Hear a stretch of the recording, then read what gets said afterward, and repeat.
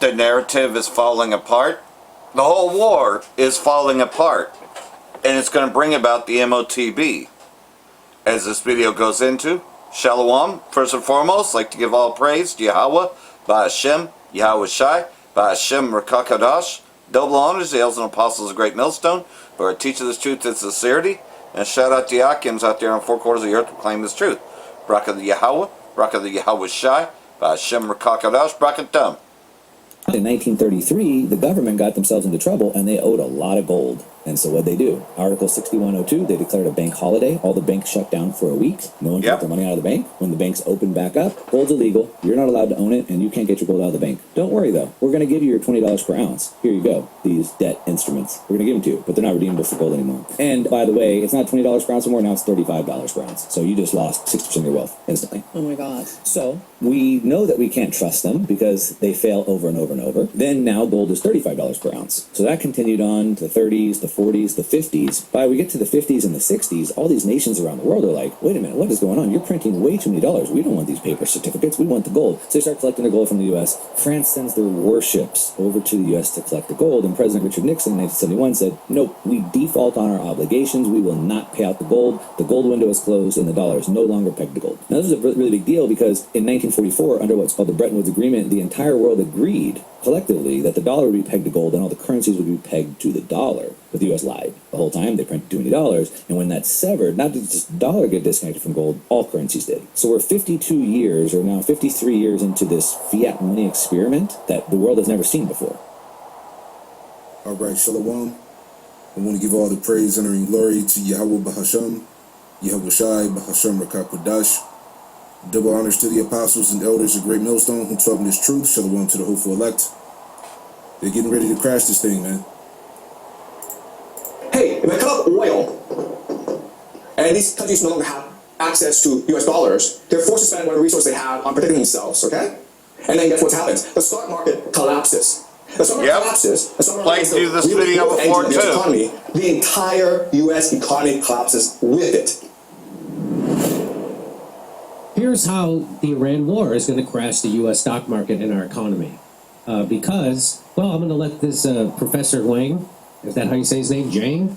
Here, he's got it worked out for us. Because all of our stock market is heavily dependent on investment from the Gulf states, the Gulf countries.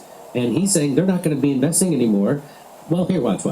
Again, the key is the GCC.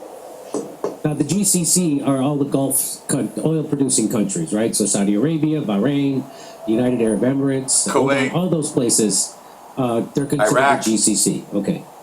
That's the sound of an American oil company. Just pass. All right. So the game plan is this: you have to destroy the GCC.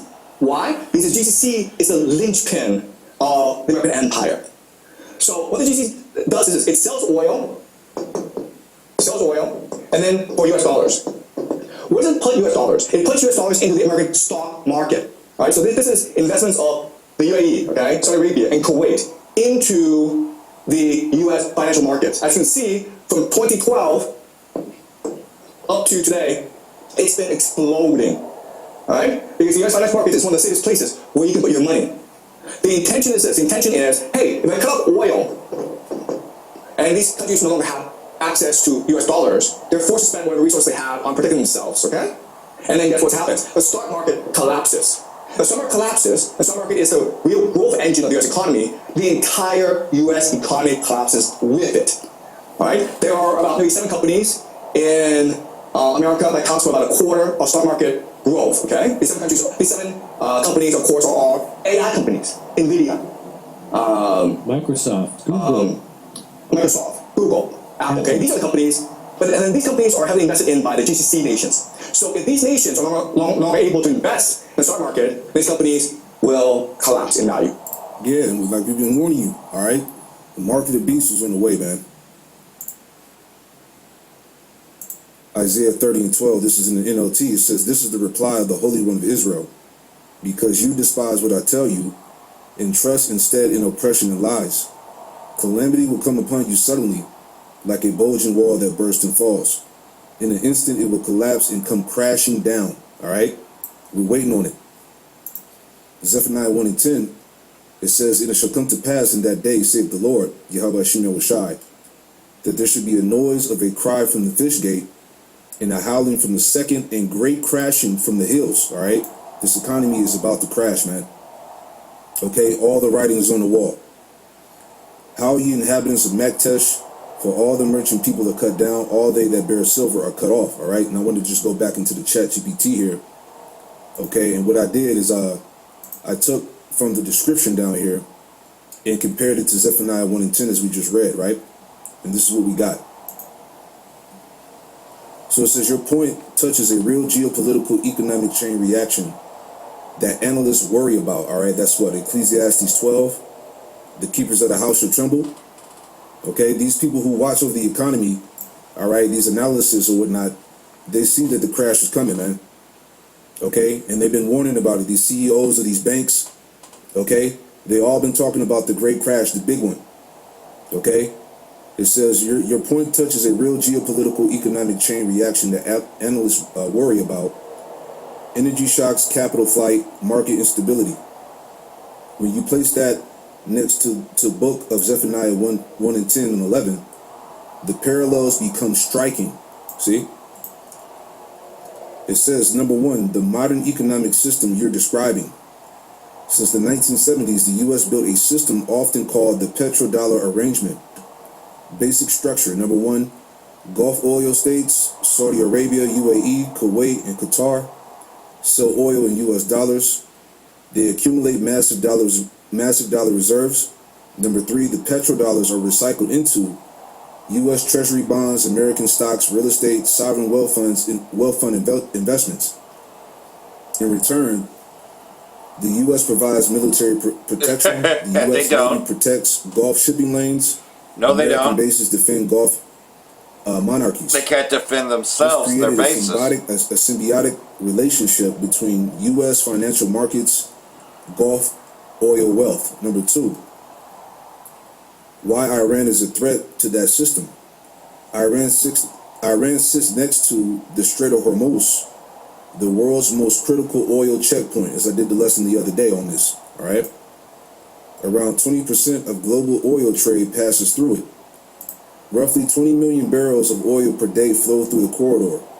If Iran blocks it, immediate effects: oil exports from Saudi Arabia, UAE, Kuwait, Iraq disrupted. Global oil supply shock.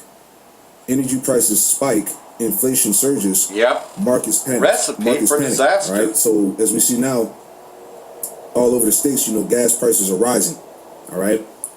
It says recent reports already show oil prices surging above $100 amid disruption fears. Number three, how this could trigger a U.S. market crash. The mechanism would unfold in 4 steps. Step one, oil shock. Closing Hormuz removes a huge share of global oil supply. Result, oil prices explode, transportation costs rise, inflation surges worldwide.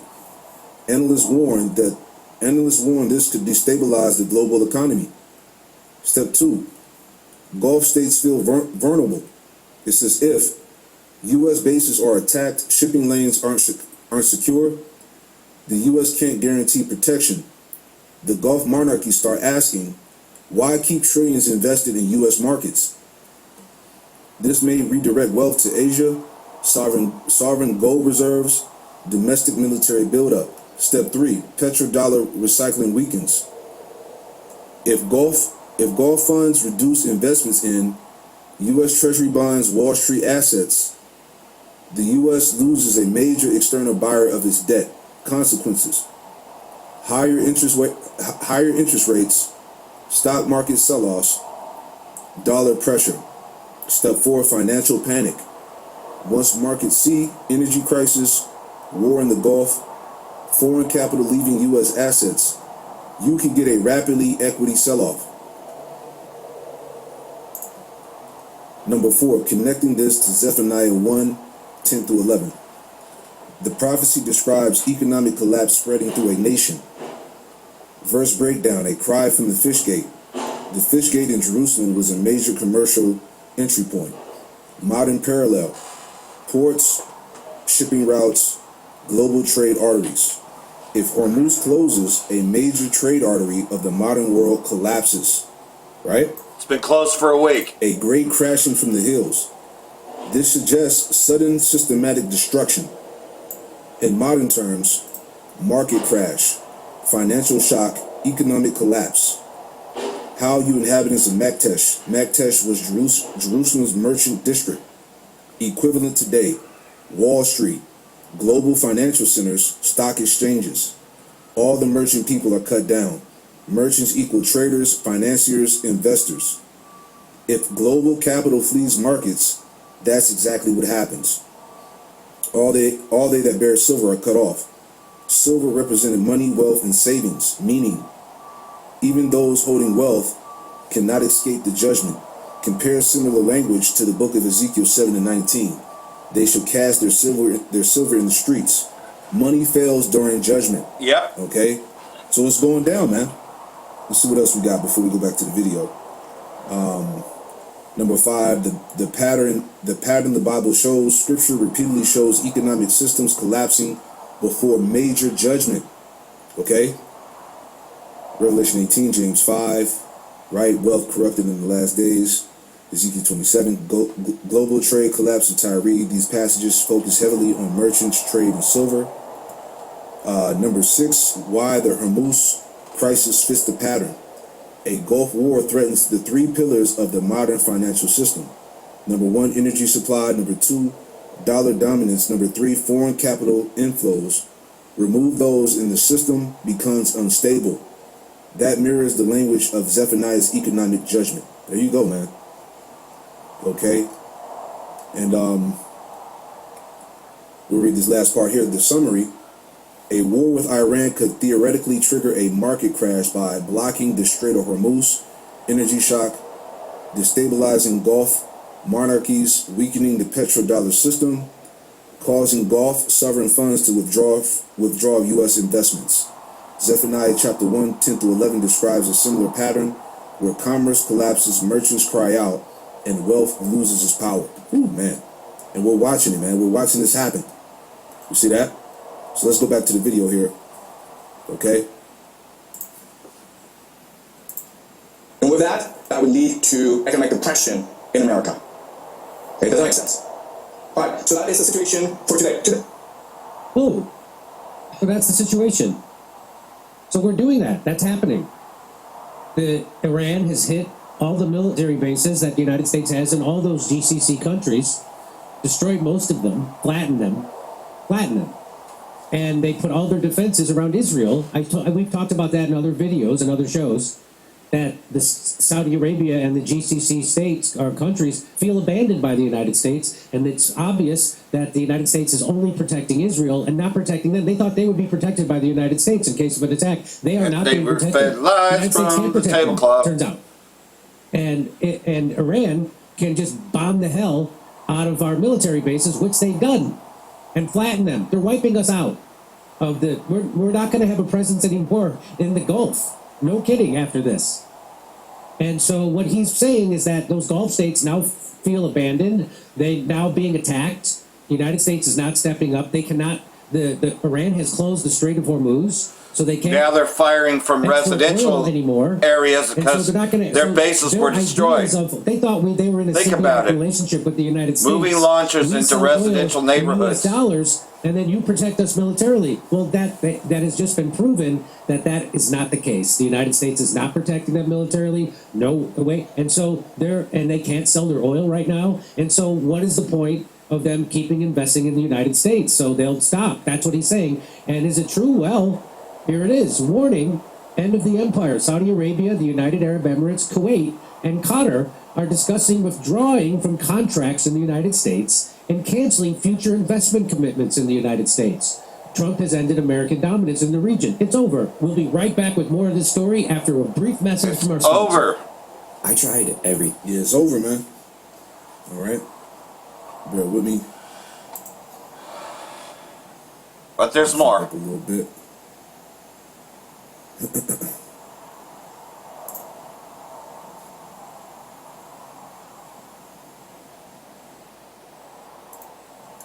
Or what? So this is Adam tweeted this out. So here's part of that news article. I'll read it to you. It says the official said 3 of the 4 big Gulf economies, Saudi Arabia, United Arab Emirates, Kuwait, and Qatar, had jointly discussed the strains being put on their budget and economies, but they declined to name the states. A number of Gulf countries have begun an internal review to determine whether force majeure clauses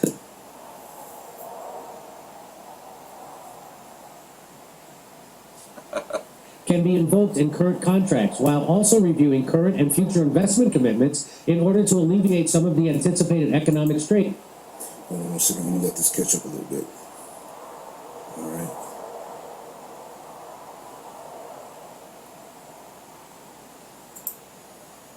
From the current war, especially if the war and related expenses continue at the same pace. They added that the move was a precautionary measure that was the result of the budget strains these countries are facing due to reduced income from energy, due to the slowdown in output or the inability to ship, and from the tourism and aviation sectors, in addition to the increase in defense spending. So they don't have the money to keep putting in the United States stock market anyway. That's what this is saying. And this is all created because Donald Trump decided to attack Iran, and then Iran took out all the military bases and all those countries. An advisor to Gulf government said the prospect of an investment review by the wealthy states had caught the White House attention. They manage some of the world's largest and most active sovereign wealth funds, and Saudi Arabia, the UAE, and Qatar's last year pledged to invest hundreds of billions of dollars in the United States after President Trump visited the region. They are also big backers of sporting events around the world, and all have been invested heavily domestically to develop their nations and diversify their economies. Any move that affects investments in the U.S. or other Western states may raise the pressure on Trump to seek a diplomatic strategy to bring the war to an end. The oil-rich Gulf states have been dragged into the conflict that the U.S. and Israel launched against Iran, with Tehran unleashing a ferocious response against Washington's regional allies. The war has caused shipping traffic to slow to halt through the Strait of Hormuz, the crucial waterway through which a fifth of the world's oil and gas passes, with at least 10 tankers being stuck in the Gulf. So this is how very likely, or let's say likely, again, I'm not an economist, I'm not a stock market guy. I'm showing you that Professor Dwayne, who is an expert at this, and I'm showing you what the newspapers are saying. Exactly. Hey, I'm not a financial guru myself, but hey, we know what the scriptures say. Man. All right. Proverbs 23 and verse 5. All right. Man, this is in the NLT. Proverbs 23 and 5. In the blink of an eye, wealth disappears, for it will sprout wings and fly away like an eagle. All right. The bag is about to disappear, man. All right. We've been telling you for years that the paper dollar was over, man. All right. Remember, the devil is pressed for time. They got to implement the MOTB, the mark of the beast, man. All right. So any given day now. Okay. And I'm showing you what the Gulf states are saying. So it seems like what that professor was saying and what the Gulf states are saying match up. And so it looks like, look for a big downturn in the stock market because they're going to stop putting their money in it. And that's been propping up our stock market. So it's likely, big possibility, our stock market could crash. Yep, America takes the Donald for Trump. There you go. What more can we say? Right? Let's play this. All right, I saw this up here. Because they want to protect a pedophile. All right, yeah, that's pretty much the majority of that video. All right, let's check this out real quick. You haven't listened? Let that pass. All right, yeah, oil prices surge as Iran war stokes deeper global economy. Right? All the news is out here, man. Money we borrow to pay for the war just adds to our debt problem, because now we have more debt that we can't repay. But it's also possible that the dollar blows up here, that the world does not want to finance this war. The world was already moving away from the dollar before the war started. They were de-dollarizing. Yep, bricks. Economist Peter Schiff warns that the war on Iran could actually further weaken the U.S. dollar and even... Hold on 1 second. All right. Let that catch up too. Let's see, we could do this. I was already at 720. All right. Let's see. And even drive the United States even deeper into debt, something I've been raising concern about on this show. And in fact, his concerns are warranted, to say the least. So let's get into it. So two important disclaimers that I want to get out of the way right off the bat, because this is so important. Peter Schiff does have a conflict of interest here, and you should know about it. So, for instance, he's a big advocate of investing in gold. In fact, he does have a financial interest in getting listeners to invest accordingly. So keep that in mind. Number two, the dollar has actually rallied since we started this war on Iran. According to CNBC, the dollar is still seen as a safe haven asset.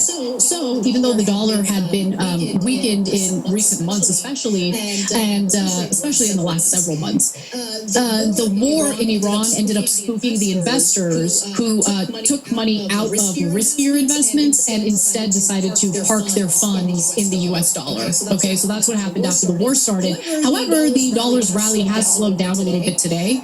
Now, with that out of the way, the war in Iran could open up a whole new can of worms when it comes to inflation, and we should be very worried about that. First, let's go to Schiff's argument, and then I'll fill in the blanks.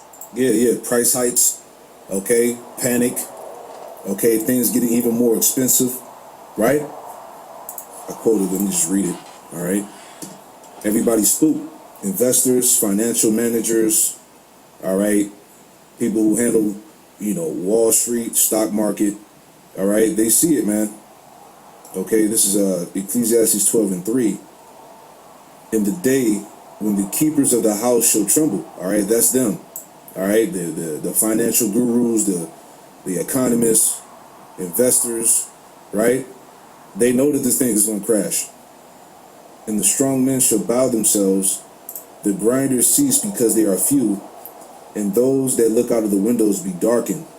And the doors should be shut in the streets when the sound of grinding is low, all right? When people are already out of work, they're in debt, okay? They can't find jobs, all right? You got a lot of these, businesses that are being closed down. A lot of then AI taking over the ones that are still there. Okay? It's over, man. And he shall rise up at the voice of the bird, and the daughters of music shall be brought low. The economy, will it be able to sustain such a war with the increase in energy prices? Will it won't impact the US as much as it will impact Europe and Asia? Well, as long as we can keep going into debt and we can sustain it, as long as we keep borrowing money. But the problem is, if the Fed has to print all the money and we have a lot of inflation, can we sustain that? Foreign central banks are moving away from the dollar.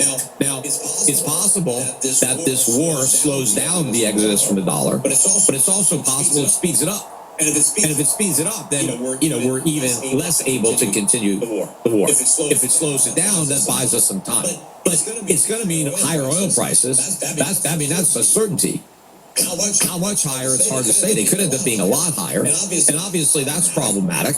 Well, according to the war pigs, they got a lot of money to make on this war. It's profitable for them.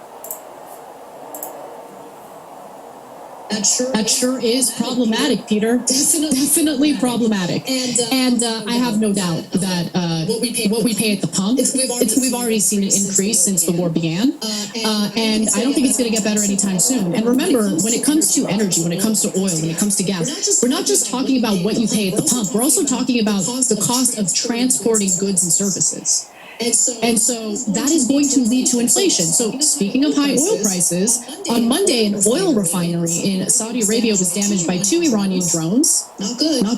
Those drones were intercepted, but shrapnel from the drones caused a fire in the refinery. So that forced the refinery to pause operations. Yeah, so you can watch the rest of that. All right, the point is made, man. The chip is on the way. All right. Hey, let me get this. All right, the vision, right? No longer tarries. This is Habakkuk chapter 2. Okay. All right, Habakkuk 2:2. And the Lord, Yahweh Shem Shai, answered me and said, write the vision and make it plain upon tables, that he may run that readeth it. Verse 3, for the vision is yet for an appointed time, but at the end it shall speak and not lie. Though it tarry, wait for it, because it will surely come, it will not tarry. All right? And that's it. All right? The MOTB is on deck. Shalom. Yep, exactly what we've all been seeing it, you know. I know I'm not the only one that's been seeing it, that, wait a minute, this war with Iran, you know, if they were to attack, because this is even before the war got started, if they were to attack, that would definitely satisfy both sides of it. Think about it, all of the finances and all that, because it's a war, unwinnable war, you know, and cause everything else to crash. It looks like the proof is in the pudding. And I was saying that weeks ago. Cuba's negotiating deal with U.S., Trump says. So like everything else, so, you know, a friendly takeover of Cuba, making that a state as well as Venezuela, you already know. U.S. President Trump said on the 8th of March that the Cuban government is negotiating a deal with them and Secretary of State Rubio. So, like everything else, though, this is a friendly takeover. As we achieve historic transformation against Venezuela, we're also looking forward to great change that will be coming to Cuba, Trump said. They have no money, they have no oil. Well, yeah, I know, because you stole Venezuela. They have a bad philosophy. They have a bad regime that's been bad for a long time, and yours isn't. But nonetheless, though, you know, the U.S. hegemony, well, that's all about to change, because what is it based upon? Right. That's all changing. And like everything else, though, you know, they are nervous about what people might think about the war, you know, because a lot of people are watching alternative tweets. And I'll pull some up from Facebook in just a few seconds here as to what they're saying, but they're losing, they have fears of losing control of the Iran narrative, and it's all falling apart. A lot of people are just putting up personal videos on what they think about that, so I'll play some of those. So here's just a few videos and these are just personal videos that people have put up, and guaranteed they're going to get rid of all the information that's coming out because they're losing the narrative. You know, this narrative is falling apart that they're winning, and this is just ordinary people that you know, watch the alternative media to find out that we are not winning. I mean, that's one of the main ones, but hey, these people are in a panic. You know, there's enough people out there that know that they're being lied to. And they're going to tell their friends that might be hooked on the CNN, NBC, but they're going to find out that they're not winning the war. I mean, just listen to this raid, right? We're not winning this war in Iran. We went in guns blazing without a plan, and Iranian leadership was ready for us. And they are currently destroying American military bases across the Middle East at such an incredible scale that I don't think we understand the magnitude of the loss. The American military bases in Bahrain and Kuwait and Qatar and Saudi Arabia are among the largest military facilities in the world. These bases have cost us trillions of dollars over multiple decades to build. It has been a huge amount of our military spending over 30 years, and it's just going up in smoke. We've lost radars that cost hundreds of millions of dollars, including one Iran took out that was $1 billion at the most fortified U.S. base in the Middle East with a single missile. A radar that was the backbone of all of our missile defense systems in the Gulf. It's really bad. I'm not sure our military has ever suffered this kind of destruction, but we've also never had such unprepared, unserious, piss-poor leadership before either. The new statistic is this war is costing us $1 billion a day. That's about $42 million an hour, $11,000 a second. And while this administration is telling us we are kicking ass and they're putting out their high-end America fuck yeah propaganda, in the background, they are summoning defense firms to the White House for emergency meetings and asking for more money for the Department of War. After getting an extra $120 billion a year from the big beautiful bill, these people are already asking for another $50 billion. Our military budget is already $1 trillion a year. Where is this money going? Right down the toilet, that's where. Did you vote for this? Do you want this? Or do you maybe want, like, I don't know, a living wage and healthcare here and to be able to afford a home in a safe and secure nation?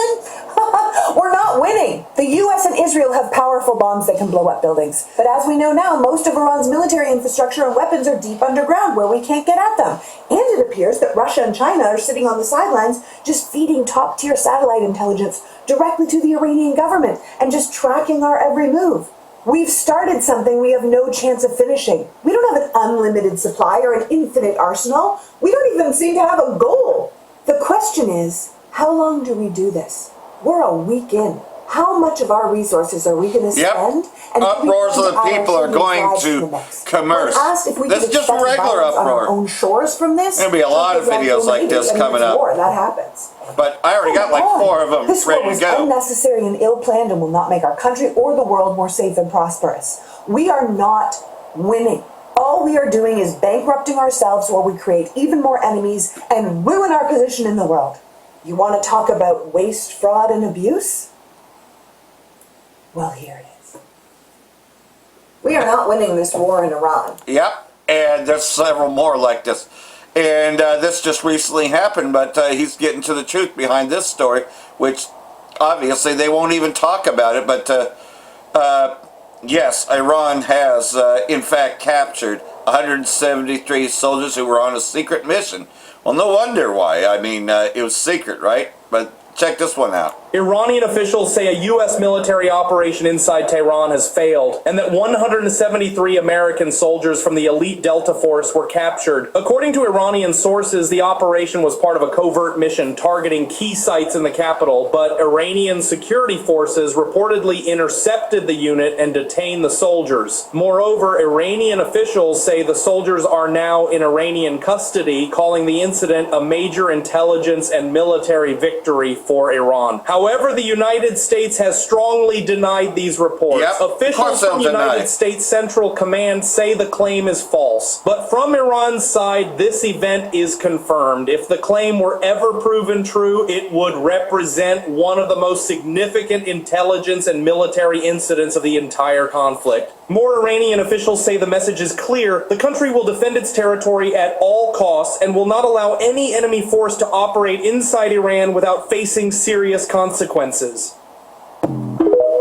And there you go. That's why they wanted to take over TikTok, because of videos like that. Because individuals can question the narrative, can actually put up videos.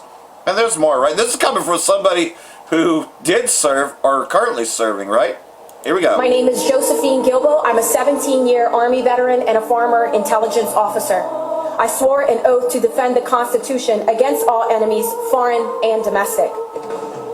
Do not equate Zionism with Judaism. The modern state of Israel is a political entity established in the 20th century and is not mandated in Scripture. Under this bill, anyone, including Jews, speaking against Zionist actions or the Israeli genocide against Palestinians could be criminalized. For nearly 2 decades, I believed I was defending freedom, including conscious speech and religious liberty. If this bill passes, those freedoms are at risk at home. So it's a secret bill that they're trying to pass. No law you pass can silence the faithful. No statute can erase the word of God from our hearts. If defending the right to worship, teach, and live by conscience brings persecution or even the threat of death, I stand ready, as thousands of saints and Christians have before me. We will not be silenced. Christians, Jews, and Muslims stand shoulder to shoulder against the Zionist empire and the genocide in Gaza. Yep. And they've lost their narrative definitely on that one. My name is... People have been speaking out against the Gaza genocide, but hey, here's even more. Here's another one as we get to this, because that's what they're afraid of, right? Of losing the narrative. They lost the narrative long ago. When you see videos put up, and this is just somebody in, looks like she's actually in the U.S. who happens to be probably Iranian or maybe Palestinian, you know, but here we go. Here's what they're telling us.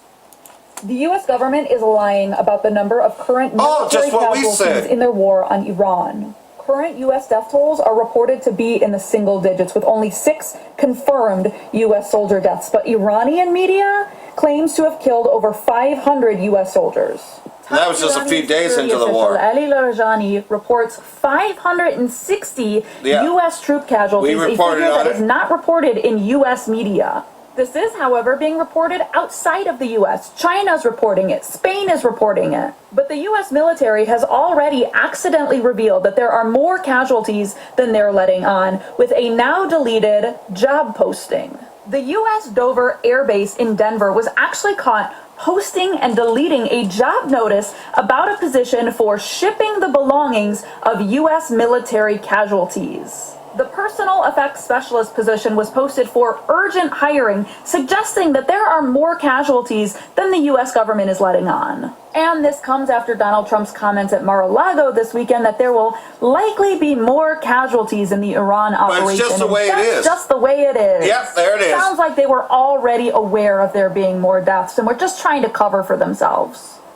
The US government is lying about the number of current military So there you casualties. have it. Yeah, and that's just it. When you get videos like that out there, that kind of takes away from their narrative, right? They fear losing control of Iran narrative. Live now to former police officer and veteran radio and TV journalist Garland Nixon. Thank you so much for joining us on the programme today. It's very good to see you. So it's interesting, isn't it, that we have that CNN journalist there allowed free access to visit Tehran, even as Israel has been blocking media from visiting Gaza for years now. Why do you think we're seeing this apparent contradiction, even as the US claims to be seeking to provide freedom for Iran's people? You know, I think what we're looking at is narrative control. I think the issue here is that in America, recent polls have shown that only about 23% of Americans supported the conflict before it started, and I'm sure the number has decreased now.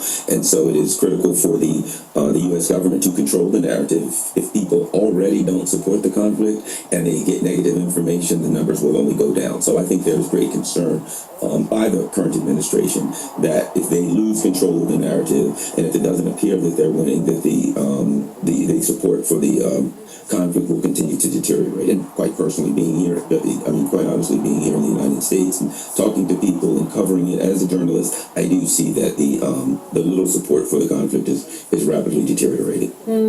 How realistic would it be, in your opinion, for an Iranian journalist critical of Israel to be allowed to cover the war from inside Israeli territory? Well, not only will they not be allowed to cover the war, what we've seen in recent years is that members of the press who are involved in attempting to do unbiased coverage of the war are either arrested or, unfortunately, oftentimes specifically targeted and killed by the Israelis. There's certainly a history of that with Western journalism. We saw the same thing in Ukraine, so it would be very, very dangerous. And it happened in Syria. They targeted journalists. In my opinion. And if you aren't desperate and you do something like that, it will certainly indicate to people watching that you are desperate. And I think that's what we're seeing for a number of reasons, desperation. Let's talk about the money being spent in this conflict. It's only 9 days in, and reports say the US has already spent about $6 billion on the war against Iran, a huge amount for just a few days. How long do you think Washington can keep this up, especially when we still don't even know what the end game is here? Well, I think we have the same dynamic here as we do in Israel, and that is that money does not equal weapons. The issue is not the money. The United States could have $100 trillion, but if there are no weapons to buy, the money is irrelevant. So I think the greater issue here, remember, the U.S. can print money until such time as it can't. The issue here is a lack of industrial capacity and a lack of weapon stocks, and I think that's the issue that's going to bring the U.S.'s ability to prosecute this particular conflict to at some point to almost a standstill. And how would you characterize the Western coverage of the war on Iran? Do you think the average American how do they feel about what's going on right now, this latest intervention? Well, there is an inconsistent and kind of a herky-jerky nature to the coverage right now. I think that it reflects the administration's policies. There seems to be nothing but tactics and no overall strategy. It appears that as soon as the conditions on the battlefield change, a new tactic and or a new strategy arises, and that is the way that it's being covered. There's no kind of consistent flow of things going on here. And finally, the US Gaza peace plan gained traction in autumn of last year, but December saw Israel carry out dozens of strikes on Lebanon, and now Israel is bombing Iran and amassing forces near Lebanon. What do you see as Israel's endgame here? Well, I think Israel's end game was similar to the United States, and that is to completely dominate the oil-rich region of the world, and therefore that you have kind of a Pax Judaica. I think the way they would see it, a combination of Pax Judaica, and America could control the oil and ideally cut off China's oil or something like that. So I think there was some kind of again, they had a strategy, but the tactics don't match the strategy, and the tactics don't match their military capability as far as to consistently prosecute a conflict for very, very long time. So I think that this conflict is going to end in very, very serious loss, to be quite frank, for Western enterprises. So, like everything else, it's all falling apart. Their narrative is falling apart. And, yeah, they're eventually going to shut it down. You know, and that will cause a famine of the word, right? But like everything else, though, you know, they don't want you to know. And, you know, they try to freeze everything when you try to look at it. That's why, you know, I use a VLC player, because especially when playing videos, man, ESO doesn't like you watching them videos. So I found a few strategy, and it's been working, you know, because it interrupts you when you try to play live. Now, those were small ones from Facebook, but when you try to play a longer video like mine or whatever, it's going to freeze on you. Iraqi oil production collapses with Strait of Hormuz blocked by conflict, sources say. Iraqi oil production and its main southern oil fields have seen a sharp fall as the country is unable to export oil via the Strait of Hormuz. So, Iraqi oil production from its main southern oil fields has fallen by 70% to just 1.3 million barrels per day as the country is unable to export oil via the Strait of Hormuz due to the war. So, like everything else, so that is only one third of what it normally does. Actually, yeah, about 1/4 actually. It usually can do about 4 million barrels per day, but it's now only reduced to 1.3. So that's a huge deduction. In the first week of the war in Iran, Gulf states shutter energy production and oil soars. Brent crude rose nearly 30% after the U.S. and Israeli state attacked Iran, with the production in Kuwait and Qatar grinding to a halt. So the grinding has ceased. Oil prices made historical surge during the first week of the U.S.-Israeli war against Iran as Gulf states shuttered energy facilities. While oil remains below the $120 per barrel price it hit after Russia's 22 invasion of Ukraine, the rally had been faster and more brutal as traffic through the Strait of Hormuz, the waterway which is around 20% of the world's oil and gas prices, grinds to a near halt. And this is just going to get worse. You know, there may not even be a ceasefire before the MOTB. It's looking like there's not going to be. So, like everything else, so even more about this. Here we go. 9 days into the war, Tehran is sounding a different alarm. Not about bombs, about oil. Iran's leaders warn the conflict could choke supply, shake markets, and send prices surging worldwide. And they say the cost will land at the pump. So is this war about to hit the global economy?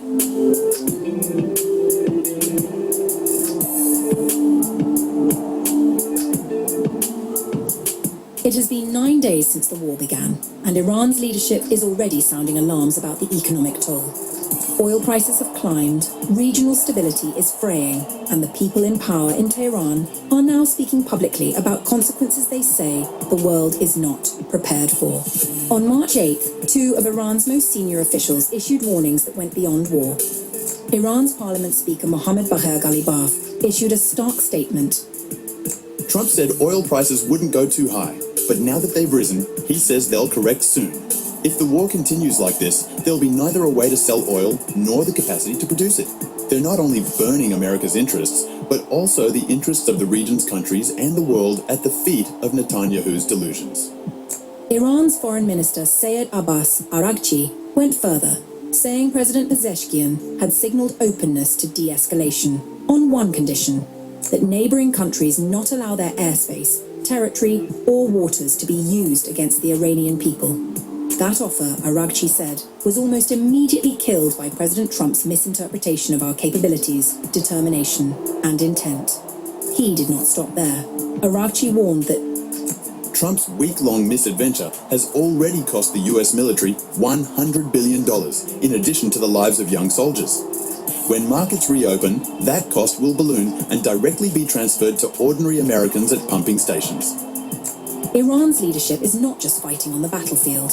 It is fighting to control a narrative about what this conflict is costing and who is paying for it. The oil markets are watching, the Gulf states are watching, and the warnings coming out of Tehran are getting harder to ignore.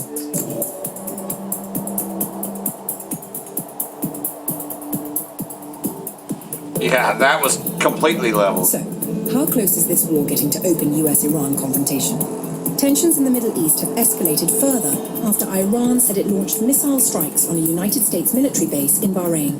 The Islamic Revolutionary Guard Corps, or IRGC, claimed it targeted the US naval facility in Jubair, using both solid and liquid fuel missiles. According to Iranian officials, the attack was carried out in retaliation for a US strike on a desalination plant in Keshem. Authorities in Bahrain confirmed that air raid sirens sounded across parts of the country after the reported launch. Bahrain's Ministry of Interior urged residents to remain calm and seek shelter, while defense systems responded to the threat.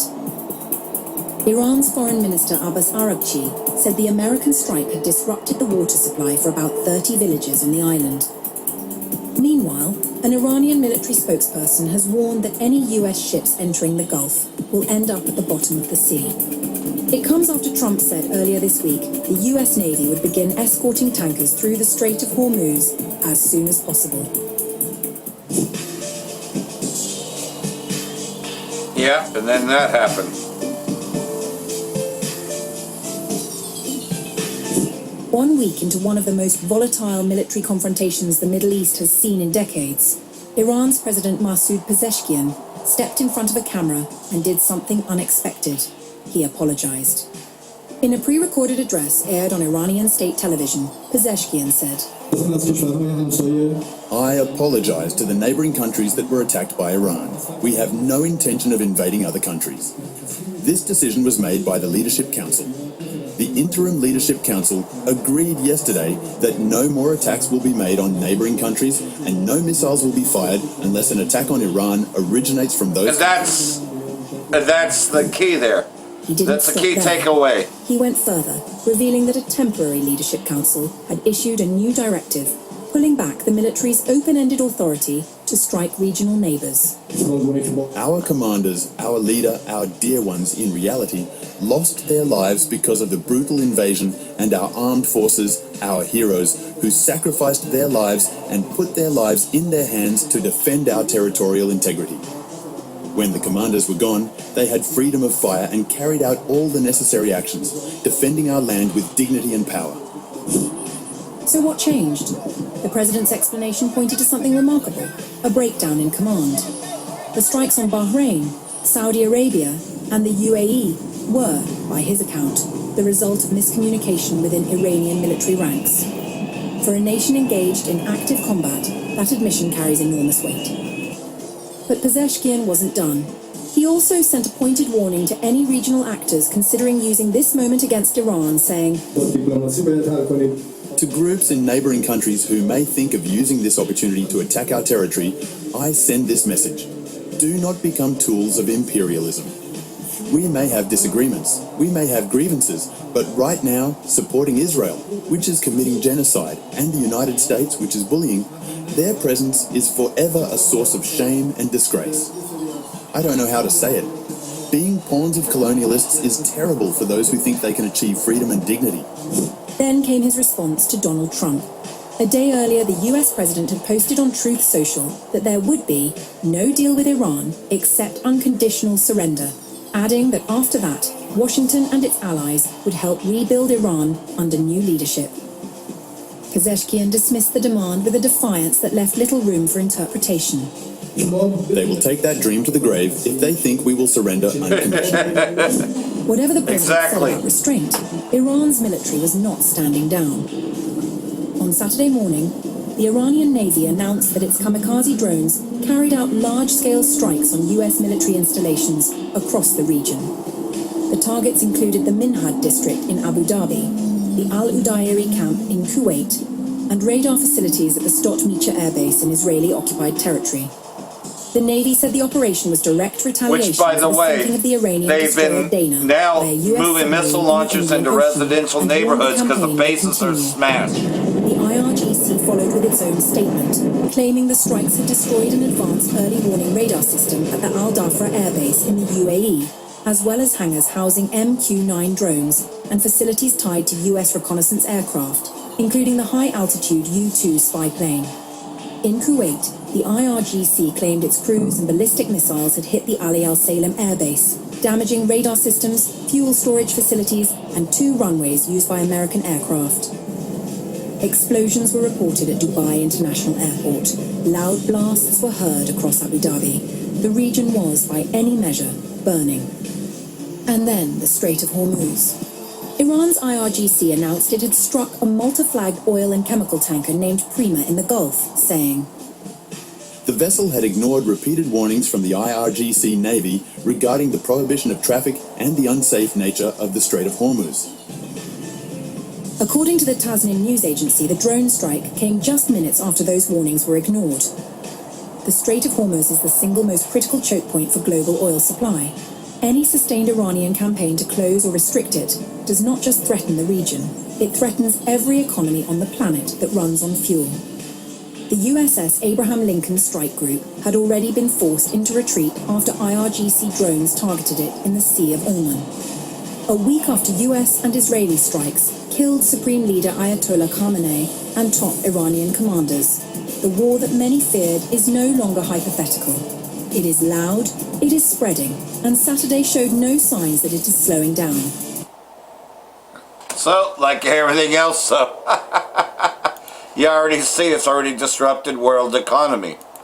And it is just going to continue, right? I mean, there's so many of these snippets, and hey, I'm enjoying this, you know.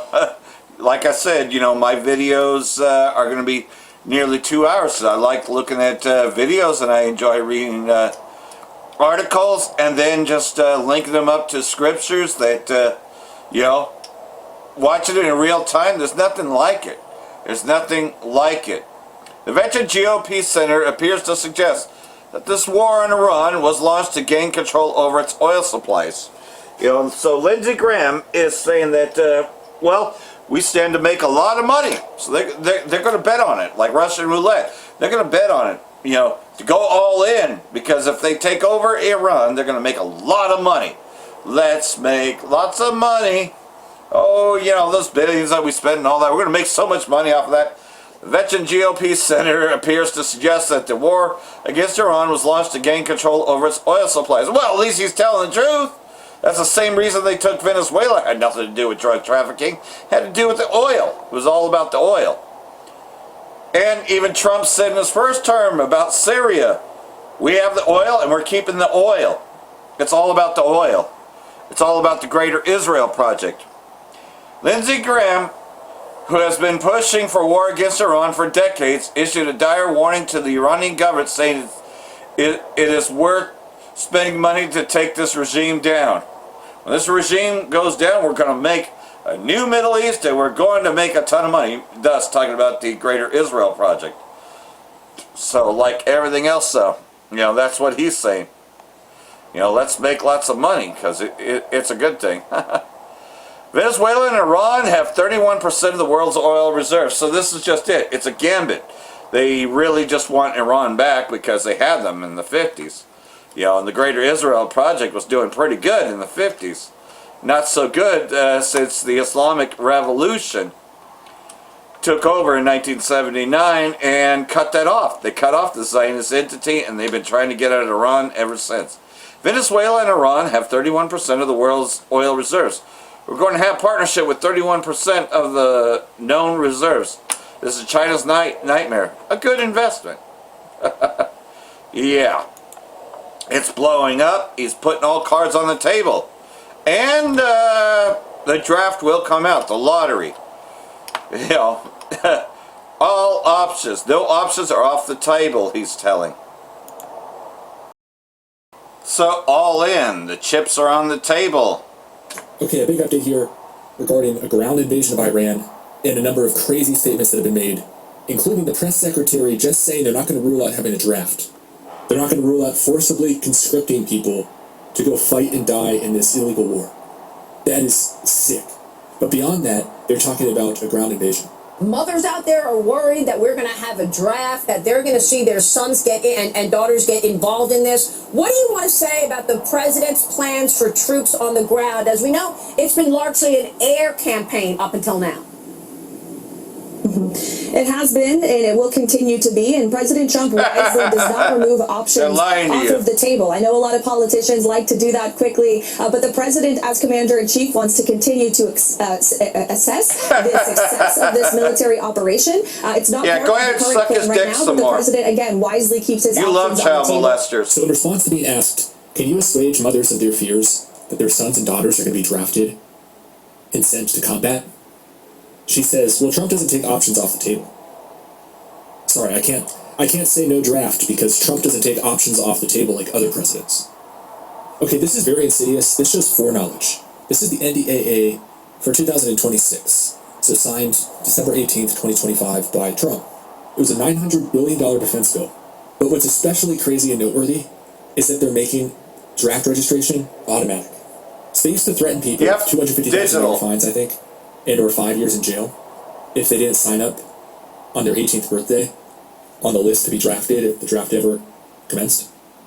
And recently they haven't really gone after people, and compliance is going down.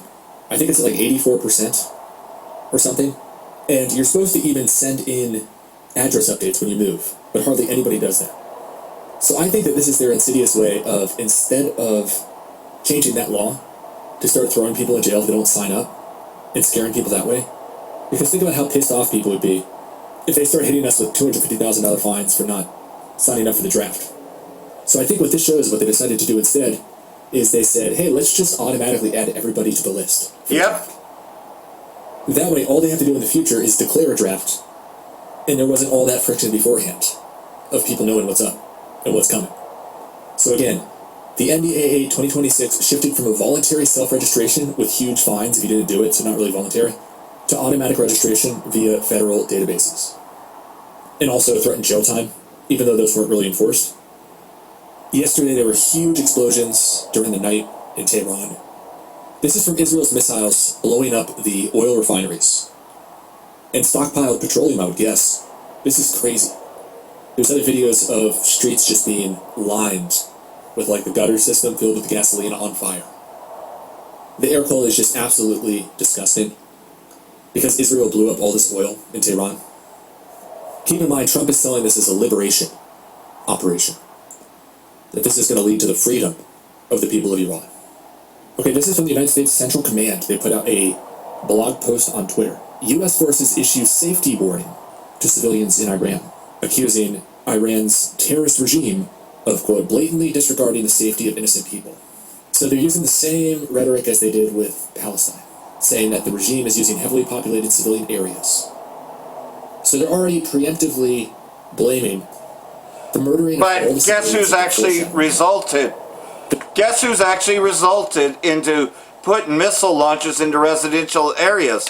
Not Iran, but the U.S. itself, because their base has been blown up. So now they're going into residential neighborhoods of these Gulf states and using their terrorist missile systems to launch against Iran in residential neighborhoods. So that way, if Iran retaliates and blows up civilian infrastructure, they can be blamed for it to try to drag them into the war. That's what this is about, you know, and like everything else, though. It's getting bigger, and, you know, you already see what it's doing to the economy. It's picking up. They're already trying to legitimize this and blame it on anybody who takes up arms and resists their country being taken over, invaded, pillaged, raped. It's the same thing that they did in Palestine, the same thing they started to do in Lebanon. It's the most cowardly way I can think of to attack a country. The U.S. military cannot guarantee civilian safety in or near facilities used by the Iranian regime for military purposes. There it is. So the warning to civilians is, we're about to kill you, and blame it on your terrorist neighbors. Okay, look at this. This is CNN's senior national security reporter covering the Pentagon, telling us the plan before it happens, I think. There's also an increasing recognition among military planners that destroying Iran's enriched uranium stockpile would require ground forces since it's buried so deep underground, out of reach even of US bunker buster bombs, sources said. Isn't that interesting? So they're going to have to invade Iran? Is that what we're being told? They're going to have a ground invasion of Iran. That is so crazy. I saw this post too, which I thought was very interesting. I didn't really understand the topology of the region. It's actually extremely mountainous. This is going to be a nightmare. Just with the geological formations, this is like a fortress. This is going to be a total disaster. We also got this news. US was sending special forces to seize Iran's nuclear stockpile. Yes, somehow I don't think sending a couple dozen Green Berets is going to do it, especially if the goal is depopulation through war and total destruction, which I think it is. So I think this is just to kind of float the idea around, to normalize it before the false flag, and then they can do the huge invasion plan. So Axios is sourcing this to 4 different sources with knowledge of the discussions, they claim. The US official laid out the operational challenge of securing Iran's uranium. The first question is, where is it? Oh, not this again.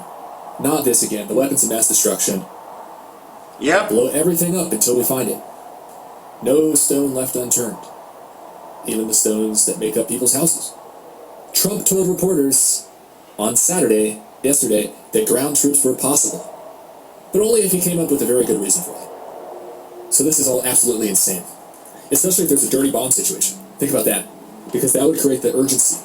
Especially if there's a false flag that they blame on Iranian proxies getting shipments of enriched uranium, and then creating the threat that this could happen again in any city around the world. As you know, this is escalating, and the rhetoric is just off the charts insane. When Hegseth is asked if this is going to put Americans into danger, he says no. No, he says, the only people who need to be worried are all the Iranians who are going to die. But the only ones that need to be worried right now are Iranians that think they're going to live. So the mask comes off and basically admits that the country will continue to kill a bunch of Iranians. We also have this clip of Lindsey Graham saying the U.S. will bomb Iran ruthlessly for the next 2 weeks. Israel and the United States, you just wait to see what comes in the next 2 weeks. The next 2 weeks meaning what? We're going to blow the hell out of these people. Let's also flash back 1 year to when Trump assassinated Soleimani, the Iranian general. He made a very ominous claim at the time that if he was taken out, that he would obliterate Iran. If it's Iran and their proxies who will threaten to retaliate against you and your team by killing you guys for taking out Soleimani. Well, they haven't done that, and that would be a terrible thing for them to do. Not because of me. If they did that, they would be obliterated. That'd be the end. I've left instructions. If they do it, they get obliterated. There won't be anything left. I remember that one. This is a big angle they could go with. It'd be easy to fake. There's already been a very similar event, one that was very close to a fake Trump assassination. Yep. But here he is saying, if they take me out, Iran gets obliterated. If that happens to a leader, or close to a leader, frankly, you had other people involved also, you would call for total obliteration of a state that did it. That would include Iran. So I'm signing this, and it's a very powerful document, but hopefully we're not going to have to use it. So as far as everything that could happen, I don't put this as high up on the list as they're saying Israel and the Gulf states are running out of interceptor missiles. Iran is an existential threat to Israel. We must invade. And then sending hundreds of thousands of American troops. 100,000 have already been deployed, by the way. So with all this talk about a ground invasion, now they're saying that the draft is on the table. Trump's administration is saying that the draft is on the table. This is outrageous. People need to start spreading the word and speaking out. People need to understand the severity of the situation. Please. So there you have it, though. The draft is already here. And even though it's not set to go into effect until the end of this year, this thing ain't gonna last till the end of the year without going in on a ground invasion. They're already running out of shit. Conscientious Objector Group, phone ringing off the hook as huge mobilization under the way. It's already happening. The 100,000 have already been shipped. 80-year-old nonprofit that advises consciousness objectors said his phone is ringing off the hook as American service members who object to the U.S. and Israeli-initiated war against Iran are seeking guidance on how to avoid being part of it. Honestly, the group's executive director says the breadth of forced mobilization is much like the run-up to the ground invasion of Iraq. It's already happening. Phone has been ringing off the hook. A lot of more units have just been activated for deployment, and some under the guise of just training exercises. Founded in 1940, the Center of Consciousness of War provides guidance to military service members pursuing a conscious objector status or discharge. The group also opposes military conscription. Oh, but he's saying that they're doing it for God. You know, remember? That's what Hegseth's saying, right? Well, the draft is here. It's already here. Remember, you're digitally signed up now. They don't need you to, go through your mail to look for it. If you're 18, you're automatically signed up digitally. And you have a digital ID already. It's called the Real ID. And like everything else, though, they're going to continue. Ayatollah Khamenei, which is the son, elected the new leader of the Islamic Revolution. And like everything else, though, they've already celebrated his coming. A lot of people recognize him. And in those states that are supposed to be enemies, also recognize him as a leader. Ayatollah Saeed Mottoba Hassani Khamenei has been elected the new supreme leader of the Islamic Revolution in the Islamic Republic of Iran. By a decisive vote, the Assembly of Experts appointed Ayatollah Saeed Khamenei as the third leader of the sacred system of the Islamic Republic of Iran. Assembly says so, like everything else, though. And I've heard some of his speeches, and like everything else, though, he makes a lot of sense in what he's talking about, but so did the former Ayatollah. Like everything else, though, Zionism threatens the entire world. Because these people in dark places are hiding, and they want to control the entire world. They're madmen, and the Ayatollah went into that many a times. IDF threatens to kill Iran's new leadership. Israeli army says it will target Ayatollah Ali Khamenei's successors amid the ongoing war. The Israeli Defense Forces threaten to assassinate anyone who replaces the slain Ayatollah Khamenei as supreme leader. So like everything else, though, they're already threatening to go after him. Well, that shouldn't be that surprising. They're attacking the homeland. So, like everything else, though, here's a little bit of the aftermath after the Israeli state did bomb oil and are terrorizing the people of Iran, because this is what they are. They are the terrorists of the world. These fucking Israelis. These fake-ass Jews. I am now in front of the Shakran oil depot, which was bombed late last night by the U.S. and Israeli forces, resulting in a massive fire and subsequent explosions in this area. You can see the damage here. These are the fuel transport vehicles. Over there is the entrance where these vehicles go to refuel. Behind us are the storage tanks, which you can see.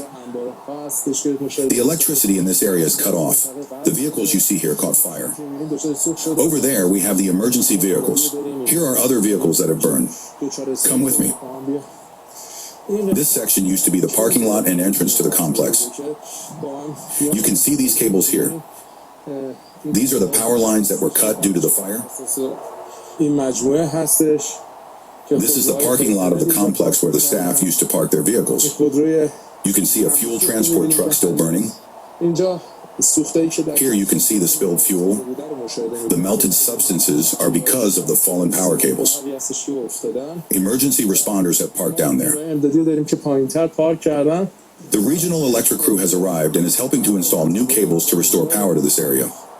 The smoke you see above us indicates severe pollution caused by the burning oil storage tanks. Here are a few more burned vehicles, including emergency vehicles with firefighting units over there. Looking down at this part of the city, the residential areas are all engulfed in smoke and pollution. The burning continues. Last night, the flames from the fuel spread from the storage tanks to this area and beyond. Behind me, you can see the storage tank of the oil depot, which is still burning. There are a few residential buildings in front of it. It's unclear. Also, when you go back to the original Gulf War, especially Desert Storm, they said Saddam had bombed the Kuwait oil fields. George Bush called it a scorched earth policy. Well, that was the U.S. and its proxies setting the oil fields on fire to blame Iraq. You just didn't have anybody telling on them back then. You know, so it's no different than what's going on here. Only the U.S. and Israeli state blow up fuel supplies. No other countries would do it. Why would they do that? Why would Saddam even do that when he still even gets oil from Kuwait into Iraq? You know, so like everything else though, Saddam was blamed for it, but it was the U.S. and Israeli state to blame Iraq for it, to continue getting support even though they already had it. If they have been evacuated or not, the pollution is increasing significantly. The wind is blowing in this area, moving the smoke. The pollution layer, I'd say, is about 5 or 6 meters above our heads. It's very clear. We can see it. We are now joined by one of the drivers who was here last night for refueling. Mr. Russell Connie, can you tell me what happened? Last night, I had already unloaded once at 8 p.m. I was working a shift. I came to unload and do the second load. As I was going up this incline towards the warehouse, I noticed that the warehouse was being hit. I ran to turn the truck around, turned it, and parked the truck over here so I could drive another car out of the situation. But then shrapnel hit my car right here. This car was far from the warehouse then. My other car was down there, as well as my colleague's car that was going to get fuel. They all caught fire. They were all burned. This place you see was the personnel parking lot for the fuel transport vehicle drivers. They would come here at any hour of the day or night and park their personal cars here. They had parked their cars here last night, and you can see that as a result of the explosion and the materials you see on the ground, the fuel caught fire. Looks like car fire, doesn't it? The explosion shockwave threw this debris onto them. Over there, we have another burned vehicle. Which was and again, two more direct energy weapons. This building here was the entrance to the Sharon fuel depot. The entrance to the building, which was a security unit, is completely burned. Now, they don't allow us to enter due to the lack of safety, and we are currently here. You see that smoke rising? The wind is picking up and it's fanning the flames of the warehouse that's still burning. The pollution is returning. A wind has started in this area, and the possibility of a renewed fire has increased. You can see the rescue forces there, fixing the electricity. Right now, the amount of pollution above me is visible. It's starting to rain, and the risk of acid rain has increased significantly in this area. We have to leave this area now because we can't stay here any weapons of longer mass due to the rain destruction and the pollution. that the Israeli state has inflicted on Iran. You know, and all they had to do was strike oil supplies. So that's also to hurt their economy. Iran to intensify against the Israeli state, U.S. as of tonight, military official says. Iran will intensify its offensive operations against the Israeli state and the U.S. as of tonight. Iranian military official said on Sunday, so we're into Monday already. More than 1,200 people, including Supreme Leader Ayatollah Khamenei and top military officers, have been killed, and over 10,000 injured in the U.S.-Israeli terror attacks against Iran since the 28th of February.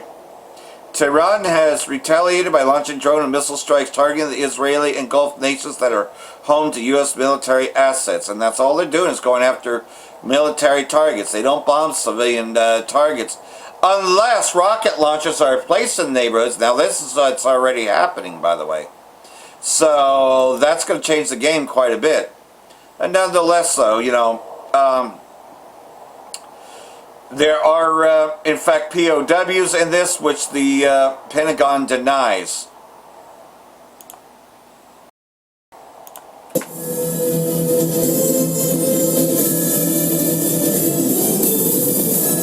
Because this just happened last night. Big statement has come in from the head of Iran's Supreme National Security Council, Secretary Ali Larijani. Says that several American soldiers have been taken captive. They have been taken as prisoners. Larijani put up multiple social media posts in quick succession, and the last one was in English.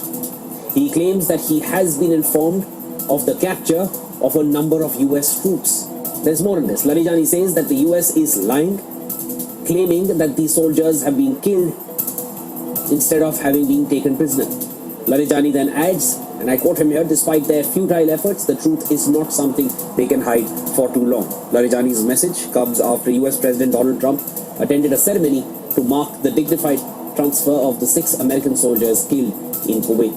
Yep, to Flag mock at him. cases carrying the remains of the soldiers were returned to American soil, and Trump was. He needed his photo up to make you believe that he cares. He doesn't give a shit about you. It's about oil. Head of Iran's Supreme National Security Council, Ali Rajani, has said they're going to make lots of money if they take Iran. Taken prisoner, and the U.S. is claiming that these soldiers have died in the conflict in Kuwait, and this was shortly after the transfer of the bodies, which was done in the presence of the US President and top members of his cabinet.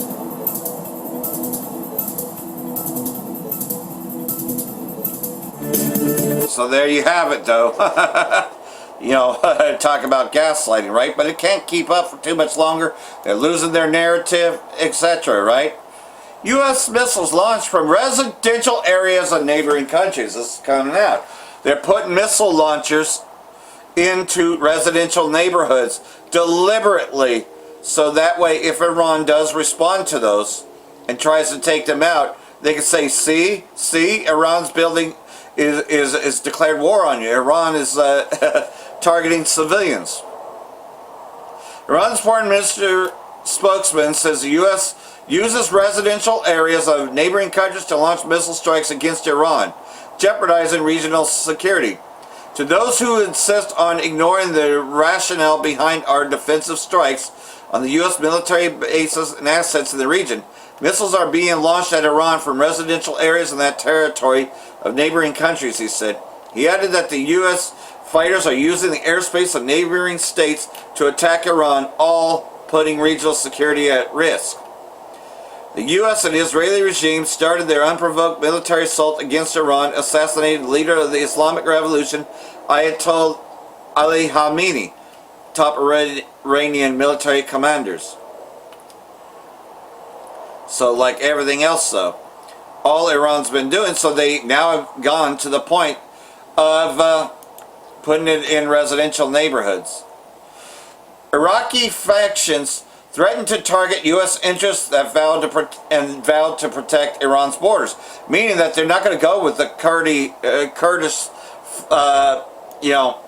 allow their terrorists to come through the Kurdistan region. That Iraqi troops as well as Turkey's troops are together and they're united to stop this. Iraqi Resistance Coordination Committee warned on Sunday that it would launch severe attacks against U.S. interests and leadership of Kurdish parties in Iraq's Kurdistan region, pledging to protect Iran's borders. The committee is an umbrella group for several armed Shiite factions in Iraq. In a statement, the group renewed its warning to the U.S. and Kurdish party leaders in the Kurdistan region, again becoming involved in supporting Kurdish criminal gangs backed by the Zionist entity which seek to infiltrate Iran. So, and there's more, because the Kurds really don't want, but of course, you already know this, but I'll go ahead and read it. There was no nuclear threat. U.S.-Israeli war against Iran is blind vengeance. The joint attack by the U.S. and Israeli state against Iran fueled chaos and instability that neither D.C. nor Tel Aviv will be able to control, and they're losing their narrative. So, like everything else, though, they're worried about the war on information. But here we go. Israeli state bombs western Iran to open path for CIA-backed Kurdish invasion. Iraq's Kurdish leaders have reportedly chosen to stay neutral in the war, citing deep mistrust of D.C. and Trump over changing objectives. So, like everything else, though, they've learned their lessons, by the way. Israeli state supporting Iranian Kurdish militias to capture Iranian territory amid the U.S.-Israeli bombing campaign against the Islamic Republic, citing sources familiar with the Israeli talks with Kurdish groups. Tel Aviv has been bombing parts of western Iran to support Iranian Kurdish separatist armed groups based in the Iraqi Kurdistan region in taking control of towns along the Iran-Iraq border. U.S. President Trump told Reuters on Friday it would be wonderful if they crossed the border. Well, of course he would say that. So, like everything else, the CIA is already arming Kurdish forces for an uprising. Now airstrikes are clearing the path for thousands. So here's some of what that looked like. So they hit this area so that way they could come in.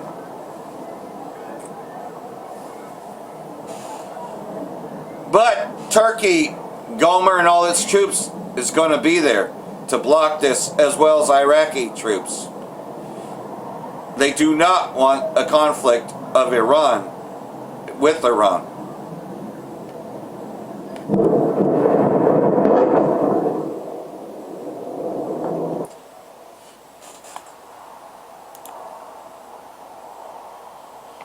Kurds don't trust the U.S. to back them against Iran. There's that too. Iraqis Kurds are against joining the U.S. attacks against Iran and have voiced concerns about being left facing Iranian retaliation with no ground or air defense.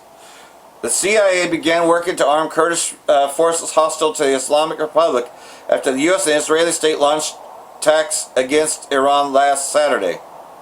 The Kurds must not be the tip of the spear in this conflict, Axios wrote, citing a senior official from the Kurdistan Regional Government, a semi-autonomous region in northeastern Iraq. The Iraqi Kurds are staying neutral as there is no clarity for them on whether DC is aiming for a full regime change in Iran or just a change in personnel. The KRG officially reported that Trump has stated that the U.S. will be involved in deciding who leads Iran in the future, but has no elaborate on how this would work.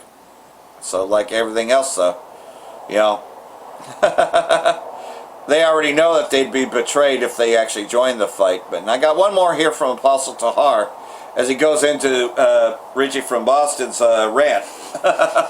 So we're just about ready to close this out, you know. Like I said, these videos are going to just continue to get longer and more in depth.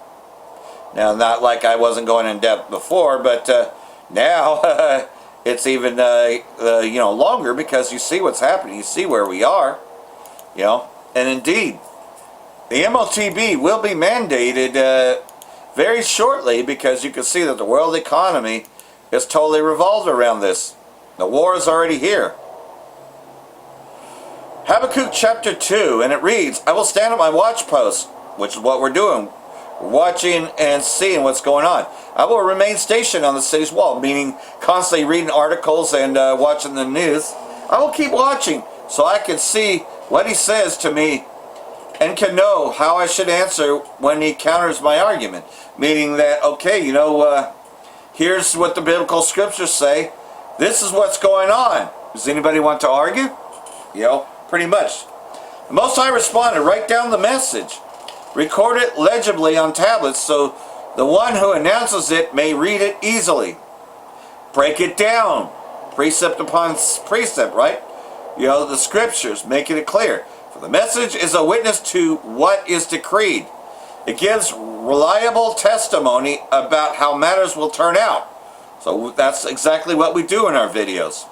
Even if the message is not fulfilled right away, wait patiently.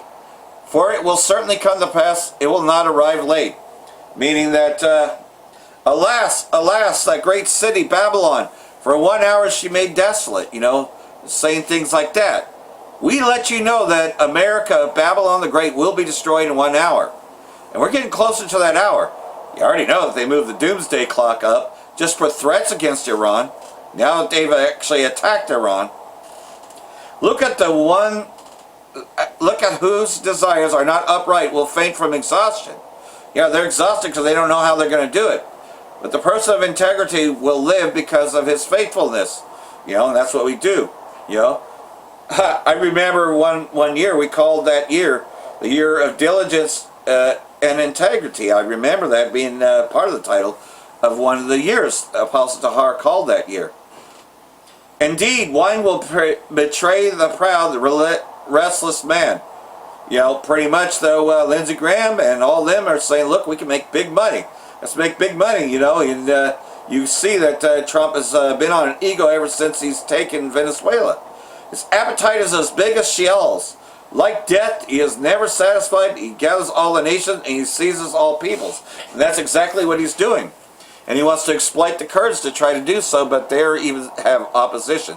So I got one more here with Apostle Tahar to close this out. Then I will say, Braka the Yahweh, Braka the Yahweh Shai, Ba'ashem Rakakadash, Wa Abba Babal. Rakatum, Jehovah elect. Shalom.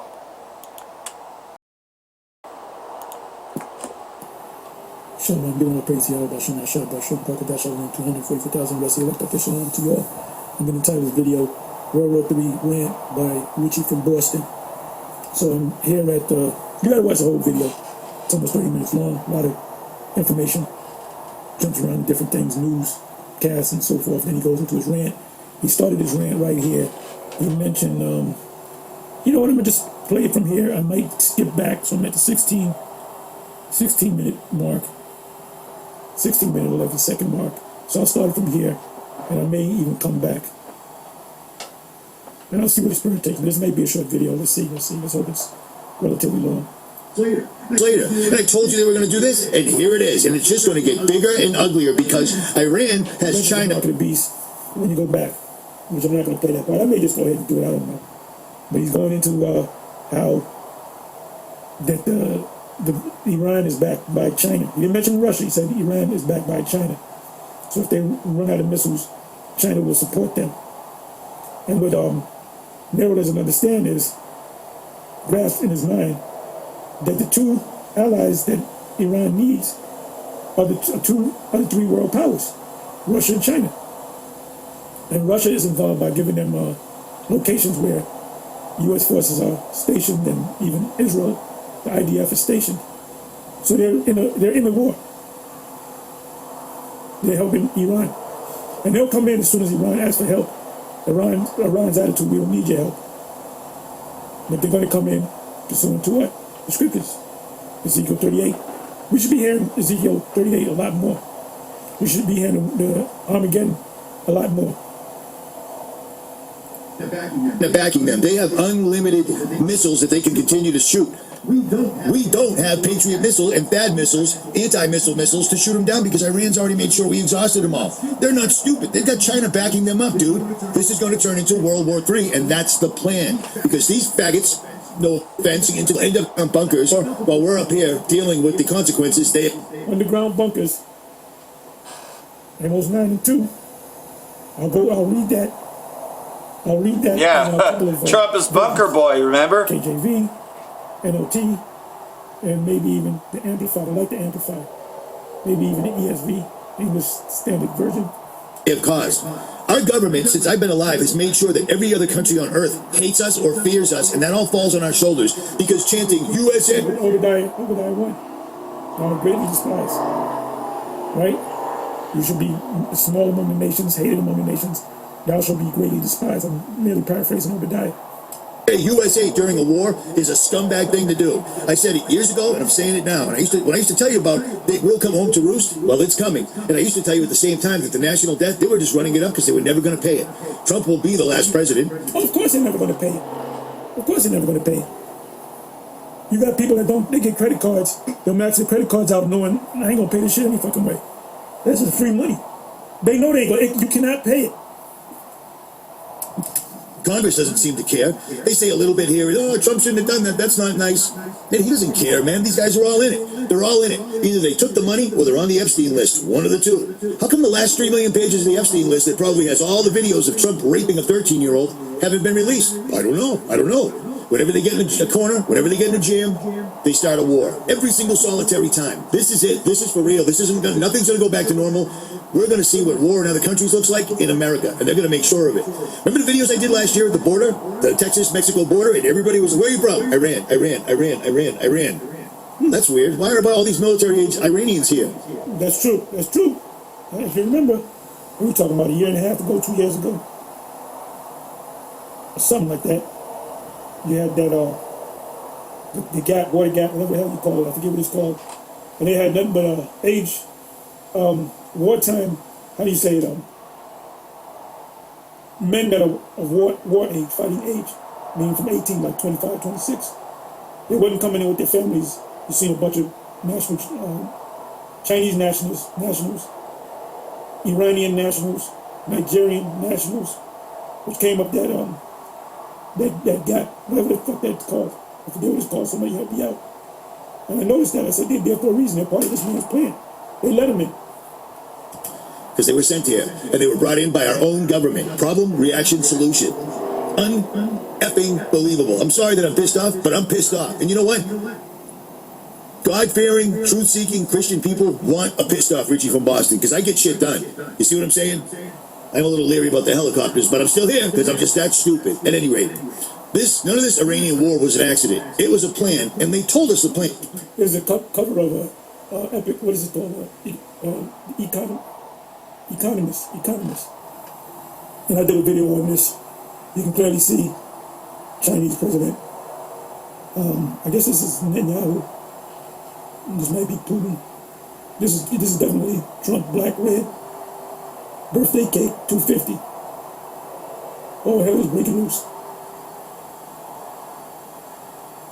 Got a cargo ship. Looks like it's getting hit with a missile. Or missiles are being shot to America. So all this is symbolism. That's a unicorn. Injection. Could that be talking about COVID or the MOTB? A lot of symbolism there. And the Rothschilds, you saw owners, they part owners of this magazine. Man, it's right here in front of your face. What do you think that all means?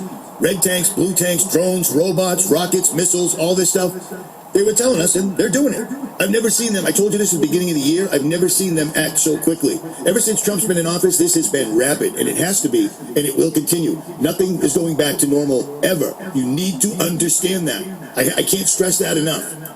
And while you're still able, get your money out of the bank. They're going to hack the banks. Somebody's going to shut the banks down and blame it on any number of countries because everybody's in the mix now. We've done piss in everybody's cereal, and the banks will be the target. You're not buying anything. You're turning your ones and zeros, your 401k, your IRA into actual gold and silver.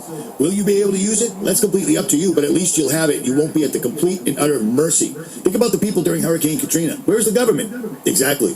They were on the other side of the dam making sure nobody found the explosive they used to blow it. You see what I'm saying?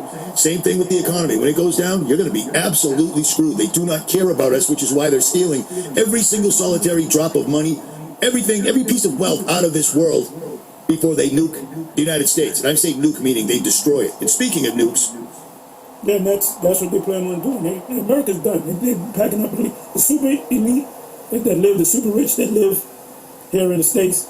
They got homes in other countries, Italy, wherever, Australia, neutral countries, because they know that with all this mess that this Nero's doing, attacking these nations, they know that eventually Russia's going to end, possibly China. Well, I'll say China too, don't shoot missiles. You know, we sound like a broken record, but they already know it. You really believe that they think that everything going to go back to normal and we're going to be super rich people in America? No, they leave and America's done. They drove that car until the wheels fell off. And the wheels fell off of America.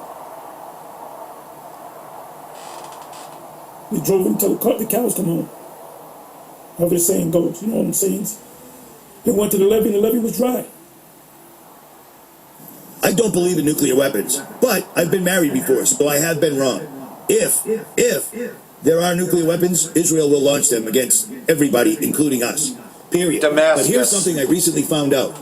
If you dig deep enough, you can find out things like the real secret technology the rich people have, and this is some of it right here. And it's frightening, but you need to see it because when they do the alien thing, because remember, that's still a thing, that's still coming.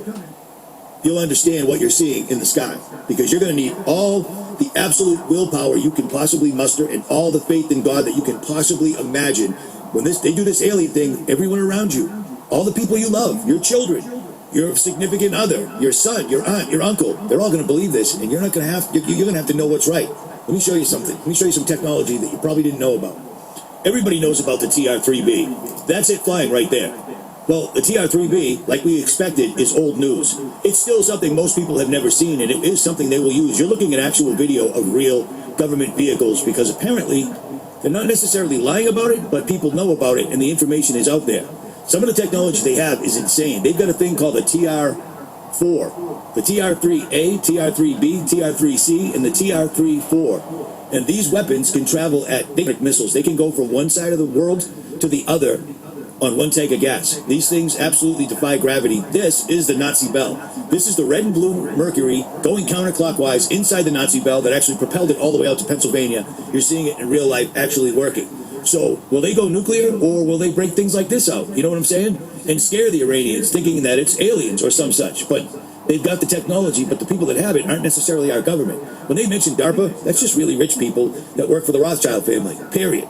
But this is all something that could be coming down the pike, so understand, this is very real. It is not alien whatsoever at all.